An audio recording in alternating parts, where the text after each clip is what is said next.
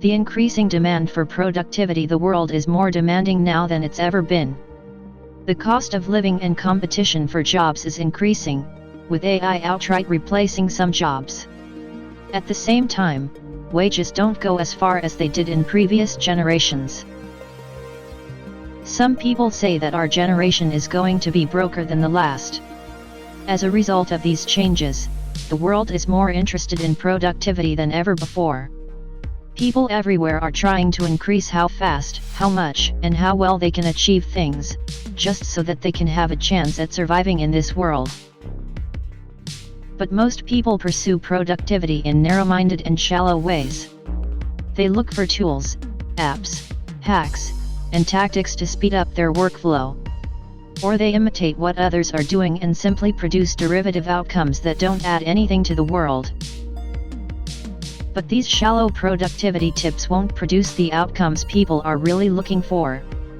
To truly be productive, we must know how to discover new knowledge, and to discover new knowledge, we must learn about the law of productivity. The law of productivity. The law of productivity can be formally stated as follows: the productiveness of an outcome is proportional to the goodness of the intention with which its causal action was performed. To put it more simply, we don't become productive by trying to be productive, but rather, productivity is largely a byproduct of our intentions. The reason our intentions matter so much is because they dictate how we see the world, and how we see the world dictates what we will learn, and what we learn dictates our productivity. Let's look at an example. The tale of two coffee shops. Here's the tale of two coffee shop owners, Jim and Janice. Jim started his coffee shop with the intention of making lots of money. Whenever customers bought coffee, he analyzed how he set up the store, what he said, and how he acted in relation to how much money he made that day. So he began to learn how to behave in order to maximize his profits. Jim found out that when he lied about the quality of the coffee, saying that it was made from extraordinarily rare beans when it was actually made from regular beans, he made more money. So naturally, he began to lie about the quality of his coffee. As he made more and more money, he began to tell other lies too, about how his coffee was ethically sourced and so on. In the short term, he began to make lots of money, and from the outside, it seemed as if he was very productive. But eventually, a journalist who had received an anonymous tip from one of Jim's employees began to do an investigation. She uncovered the truth of Jim's deceitful operation and exposed it to the public. As a result, Jim was sued and went bankrupt.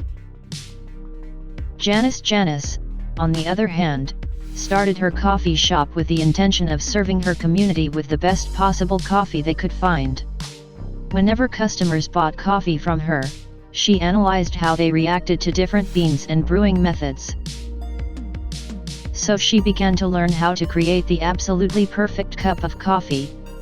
But creating the perfect cup of coffee was expensive, and so she had to charge her customers a premium rate. In the short term, customers refused to pay and went somewhere else. Janice was making enough to get by, so she stuck by her decision to make premium coffee and sell it at the fairest price she could. Eventually, a blogger and tastemaker in the city found her cafe and tried it out. The blogger found the coffee to be exquisite, so shortly after her visit, she promoted the cafe on all her socials. People from all over the city flocked to Janice's coffee shop, with lines building up out the front door, just so that they could try her amazing coffee. As a result, Janice grew a thriving and successful business. Conclusion: so while Jim seemed productive in the short term, his productivity was actually undermined by his own selfish intentions. On the other hand, while Janice seemed unproductive in the short term, her productivity was actually improved by her selfless intentions. Takeaways: so if we want to live a productive life, it all begins with our intentions. Our intentions dictate how we pay attention to the world, and how we pay attention to the world dictates what we learn, and what we learn ultimately decides our productivity. If our intentions are selfish, we pay attention to the world in a selfish way, and if we pay attention to the world in a selfish way, we learn to serve ourselves at the expense of others. And if our actions hurt that community around us, they will ultimately be unproductive, because we are a part of that community. But if our intentions are selfless, we pay attention to the world in a selfless way, and if we pay attention to the world in a selfless way, we learn to serve others.